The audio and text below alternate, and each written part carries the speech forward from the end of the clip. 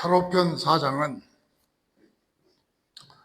춘추시대 공자는 혼란한 세기를 바로잡으려고 공자학당을 통해서 인재를 배양합니다.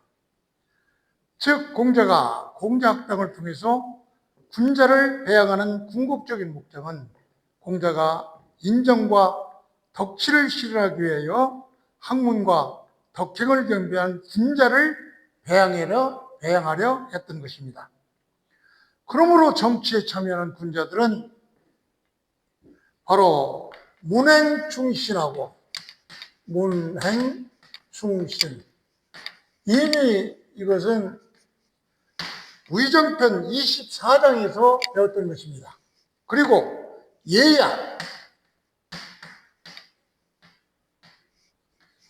예약을 잘 학습해야 된다, 이렇게 공자는 주장하죠. 그래서 공자는 돈벌이나 농사 짓는 일은 백성들에게 맡기면 되고, 이 백성들을 다스리려는 위에 있는 군자들은 덕풍으로 백성을 교화하면서 백성들을 감화하게 해야 된다. 따라서 저마다 도에 따라 바르게 살고 예를 따라 근면절약하고 도의와 사회 정의를 지키고 서로 사랑하고 신의를 지켜야 된다. 그렇게 되면 춘추시대의 경우 사방에 있는 인접국가에서 모든 백성들이 그 나라의 덕치와 인정과 이것을 흠모하여 그 덕치를 실행하는 나라에 모여들게 될 것입니다. 그래서 공자는 군자불기라고 이미 위정편 12장에서 배웠습니다. 즉 군자는 절대설의 천도를 따르고 활용해서 평화세계를 실천하는 지도자라는 뜻입니다. 그러므로 군자의 직책과 사명은 공업이나 농업에 종사하는 전문가 직업 군단과 다르다는 그런 의미로 본장이 서술되어 있습니다. 그래서 이것을 전제로 해서 본문을 보기로 하겠습니다. 먼저 번지, 전에 한번 나왔죠. 번지는 위정편 5장에서 한번 나온 적이 있는데, 우정공인가를 공자가 만나러 갈 때 번지가 수레를 모는 그런 기억이 있는데, 좌우간 공자의 제자인 번수라고도 합니다. 즉 이때 번수, 이때 번수라고 이름을 가르쳤죠. 그 번지가 주어져 요청했다. 가. 자, 여기서도 가가 병화변에 있으니까 이게 농사 짓는 법 이것이죠. 기진묘변에 있으면은 이게 시집갈까 이런 얘기죠. 그러니까 이 병화변이냐 여변이냐에 따라서 가가 다르는 건 바로 농사 배우기, 심을까 자죠. 농사 배우기를 요청했다. 그러니까 번지가 농사 짓는 법을 좀 가르쳐 주시오, 이렇게 공자한테 이 농사 짓는 법을 가르쳐 달라고 했으면 상당히 좀 천지구분을 못하는 사람이죠. 마치 도지사나 이런 사람들한테 가가지고 호적 등본 떼는 법을 가르쳐 주시오 하는 그런 엉뚱한 질문을 하고 있는 꼴이죠. 그래서 번지가 공자한테 농사 짓는 법을 좀 가르쳐 주시오 이렇게 청하니까 공자는 뭐라 했어요? 오 불효노농, 나는 뭐뭐만 못하다, 누구만 노농, 늙은 농부만 못하다. 아무리 학문적으로 많이 알아도 농사 짓는 법을 공자가 알 리가 없죠. 그러니까 공자는 농사 짓는 법을 가르쳐달라는 번지에게 나는 늙은 농부만 못하다. 그러니까 또 주책 없이 청학, 유, 포, 이건 밭농사죠. 채소 기르는 법을 좀 가르쳐 주시오, 이렇게 말도 안 되는 얘기를 하니까 다시 또 공자는 오 불효 노포 나는 노포 채소 기르는 노인네들 응? 채소 기르는 재배자 늙은 채소 재배자만은 못하다 이렇게 얘기를 했죠. 다시 말해서 자기는 이런 농사 짓는 법, 채소 키우는 법 이런 전문적인 기술 그건 전문가한테 맡겨야 되는데 엉뚱한테 학자인 공자한테 이런 방법을 물으니까 그리고 묻고 나서 번지가 나가니까 공자가 말하기를 소인이로구나 번지라는 사람은 참 뭣도 모르는 아주 소인이구나 이렇게 번지에 대해서 얘기를 했죠. 다시 말해서 여기서 소인이구나 번지가 이렇게 말하는 것은 공자가 시야가 좁다는 그런 얘기지 어떤 도덕적 규란 이런 것보다는 바로 정치 인식이 부족하다 군자라는 개념 이런 것을 잘 모르는 그런 것을 탓하는 것이죠.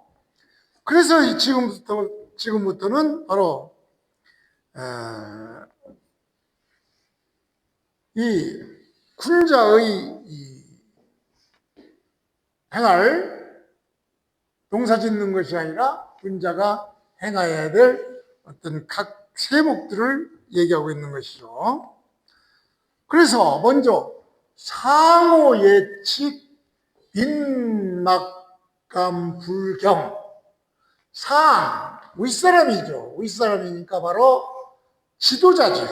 지도자 통치자 즉 윗사람 통치자 지도자가 예를 좋아하면 즉 예를 좋아하면 이 백성은 막감불 아니다 두 번 강조를 했죠. 그러니까 이중부정이니까 강력한 긍정입니다. 그러니까 미는 공경하지 않을 리 없고 이런 얘기죠. 그러니까 지도자가 예를 좋아하면 백성은 공경하지 않을 수 없고 이런 얘기죠. 그 다음에 상호의측 빈막감불복 지도자가 의를 좋아하면 백성들은 하지 않을 수 없다. 즉 복종하지 않을 수 없고 이런 얘기죠.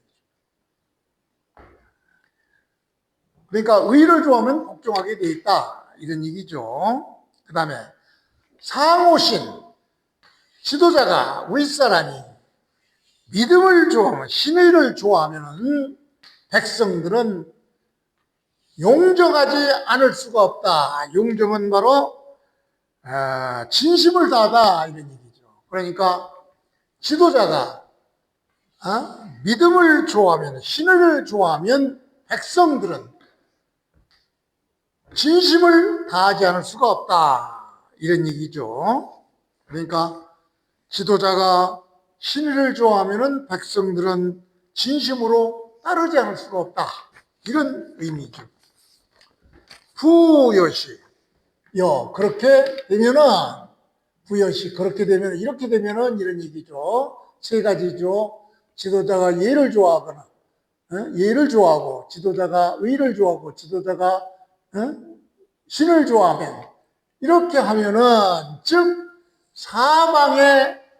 사방지민 사방의 백성들이 이런 얘기죠. 그러니까 그 당시는 춘추 시대는 제후국들이 여러 군데로 나눠져 있지만 반드시 국경이 있어서 다른 제후국으로 못 가거나 이렇게 뭐 이주 거주 이전의 자유가 있다든가 그렇기 때문에 그 거주 이전의 자유가 이 방을 뛰어넘는 그러니까 어디 가서 살아도 되죠. 그렇기 때문에 사방에 있는 백성들이 즉 도나라 백성이 우리나라 백성이 도나라로 이렇게 사방에 있는 백성들이 강구 기자 이지의 강은 바로 이 포대기죠. 포대기강. 포대기로 부업다. 기자 그 아들을 포대기로 얻고 그리고 기여한다. 온다. 이런 얘기죠. 그러니까 사방에 있는 인접 국가들에서 백성들이 그 포대기에 자기 자식을 얻고 좋은 나라로 이렇게 저렇게 행하는 세 가지를 행하는 좋은 나라로 올 것이다. 이런 얘기죠. 그러니까 인구유입이 된다. 인구유입이 저런 지도자가 저런 세 가지를 좋아하게 되면은 바로 인구유입이 바로 자연스럽게 된다. 이런 얘기죠. 그런데 그렇게 자발적으로 인구유입이 되는데 무엇 때문에 어찌요? 무엇 때문에 용가 농사 짓는 법을 배울 필요가 있겠느냐 이런 얘기죠. 즉 정치가 제대로 이루어지면은 생산 문제는 저절로 해결된다 이런 얘기예요. 그러니까 여기서 핵심 사상을 정리해 보면은 정치의 본질은 기술이 아니에요. 농사 짓는 방법이나 이런 게 아니에요. 바로 덕이죠. 그러니까 본질은 농업을 배워 경제 생산력을 배우고자 했는데 공자는 지도자는 그 어떤 방향과 같이 즉 예와 의와 신 이런 것을 배워야지 즉 군자는 이런 원리 가치를 담당해야지 담당하고 소인은 그냥 농사를 짓고 생산을 담당하는 그래야 된다 이런 얘기죠. 그래서 여기서 리더십의 그 파급 효과 공자의 논리는 바로 지도자의 가치관에 따라서 사회 분위기가 달라지고 사회 분위기에 따라서 국민이 행동하게 되죠. 즉 이렇게 좋은 지도자가 좋은 일들을 행하게 되면은 다른 데 있는 국민들도 전부 모여들어서 바로 국가가 부강하게 되는 기초 원리인 국민이 많아진다 이런 얘기죠. 그래서 경제보다는 신뢰가 먼저다 이런 얘기죠. 신뢰는 협력 증가를 일으키고 협력은 생산력을 증가하고 생산성은 부유하게 만드는 것이죠. 그래서 공자는 여기에서 이미 사회적 자본 개념을 제시한 것입니다. 이 말을 한 줄로 요약하면 좋은 정치는 농사를 잘 짓는 법 그런 것이 아니죠. 사람이 스스로 모여들게 의와 신을 실행하는 상급 지도자가 저걸 실행하는 그런 국가여야 된다. 이런 얘기가 되는 것이죠.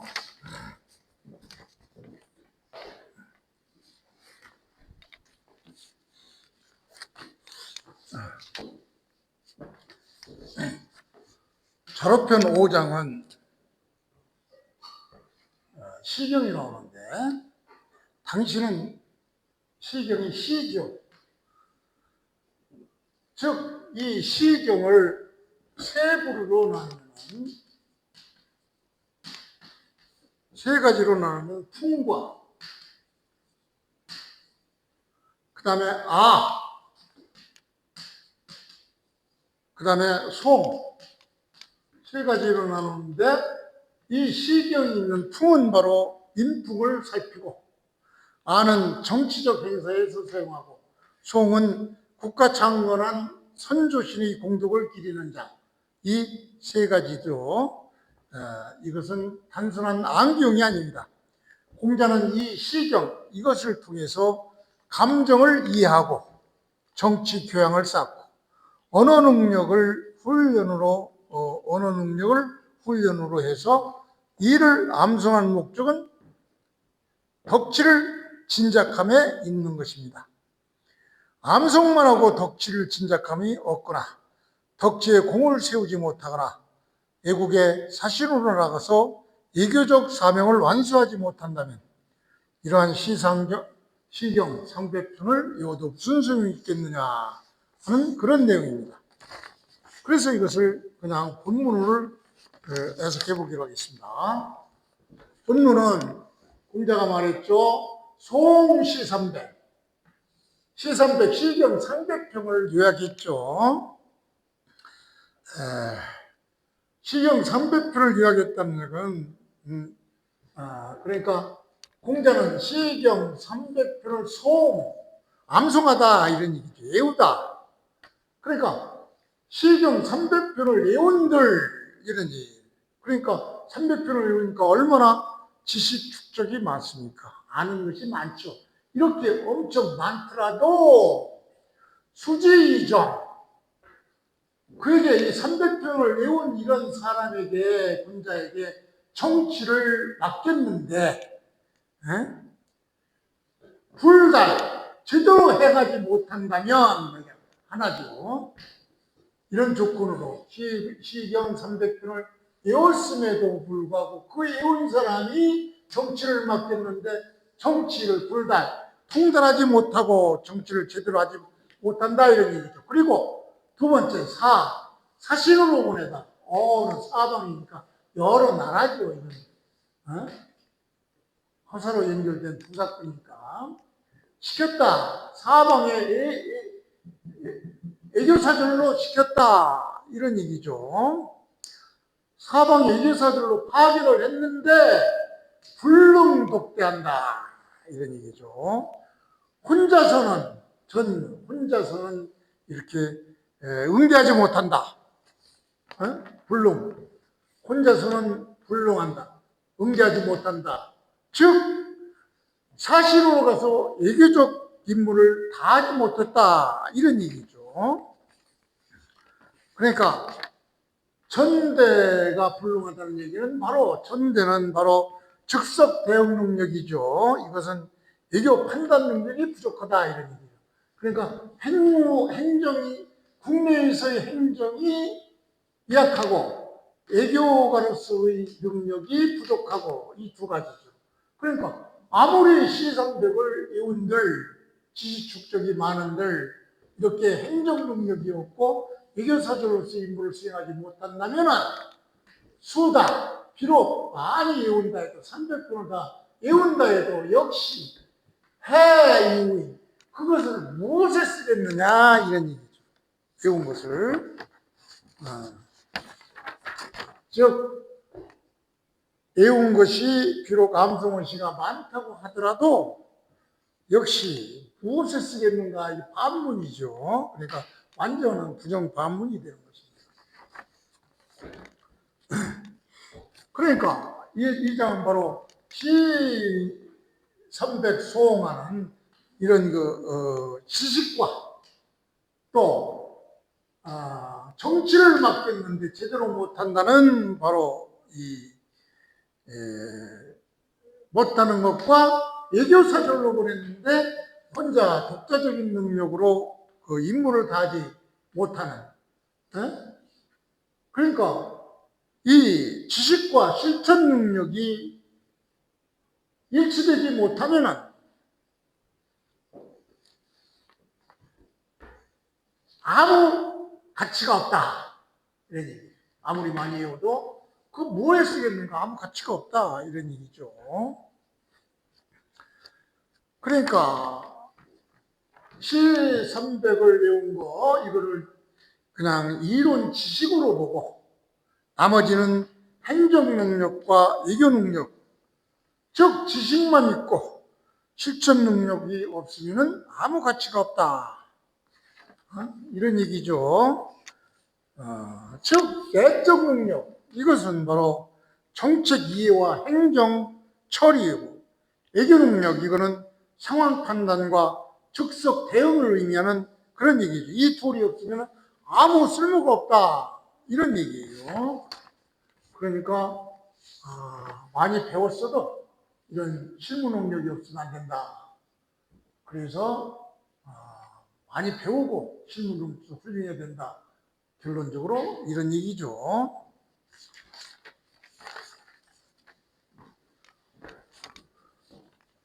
자료편 6장은 아주 문장이 간단하고 의정자의 모습에 대한 얘기니까 부분을 그대로 해석해 보겠습니다. 자활, 기신정, 불령이행. 그러니까 공자는 그의 몸이 바르면, 그러니까 그의 몸이 주어져 술관계죠. 기는 그의, 그러니까 옛날 제가 처음 언어를 시작할 때 문법 개요 설명할 때 그런 얘기를 했습니다. 중국말은 이 한문 고리보다 즉 인칭이나 시제나 뭐 이런 것이 없다 이러니 똑같죠. 여기도 그은 영어로는 he인데 여기서는 he가 아니고 소유격이죠. 그의 몸, his 이렇게 주격이든 소유격이든 목적격이든 똑같이 기가 변하자니 이걸 고리고라고 하죠. 그래서 그 몸이 여기서 그 몸이라는 건 바로 누구를 얘기하냐? 의정자죠. 의정자 자신의 몸이 주술이니까 바르면 의정자 그 자신의 몸이 바르면 불령, 영은 명령이죠. 규칙이나 명령하지 않아도 그 백성이 행동을 하고 있어요.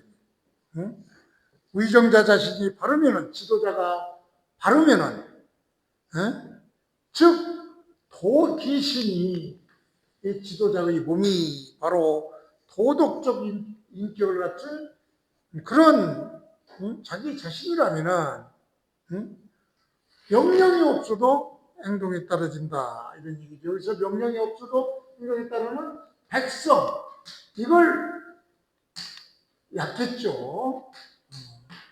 백성은 명령을 하지 않아도 백성은 따른다.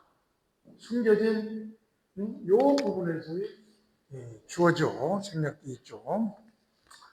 즉 자기 자신이 바르면은 명령하지 않아도 사람들이 따른다 이런 얘기죠. 다음에도 똑같은 비슷한 문제에 부정이 있었군요. 그 몸이 지도자의 그 처신이 부정 바르지 않으면 이제 정이고 부정이고 대국을 보면서 서로 반대되는 지도자 자신이 즉 도덕적 인격을 갖춘 그런 자신이 바르지 못한다면은 조건적이죠. 그렇다면은 수불 양보문이죠. 비록 뭐뭐 하더라도 하지 않는다. 비록 명령하더라도 불종 따르지 않는다. 이런 얘기죠.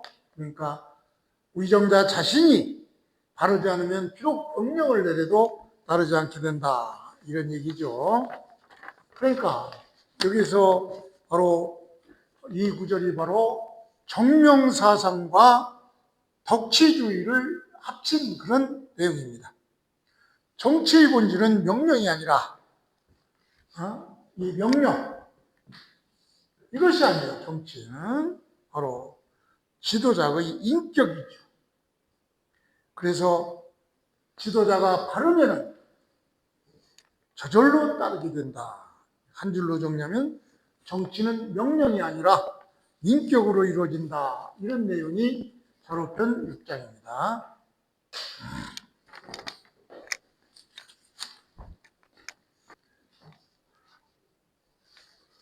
자료편 7장은 아주 간단하죠. 그냥 봐도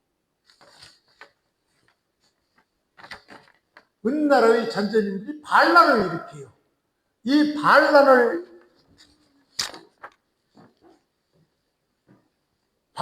바로 삼면의 난이라고 합니다. 삼감의 난, 삼감. 이 반란이 바로 삼감의 난인데, 이 삼감의 난을 바로 강숙이 이 난을 진압합니다. 그러니까 강숙이 이 난을 진압하고 은나라 왕족이 이 땅인 우리나라를 안정시키기 위해서 우리의 제후로 강숙이 봉해지는 것이죠. 그래서 노나라나 우리나라나 전부 주무왕의 동생들인 주공단과 강숙, 그러니까 혈연적으로도 우리나라와 노나라는 바로 혈연적으로도 같죠. 혈연적으로도 바로 형제의 나라죠. 즉 노나라는 주공의 아들 백금이, 즉 우리나라는 주공의 동생 강숙이, 그러니까 같은 왕실 밑에서, 주왕실 밑에서 직계 혈통들이 가문 자체가 이렇게 노나라와 우리나라는 혈연 자체가 바로 형제관계인 그런 나라예요. 그런데 왜 하필 공자가 노나라와 우리나라 이 정치는 형제국가다 이런 얘기를 했느냐? 꼭 혈연만 이렇게 있어서가 아니에요.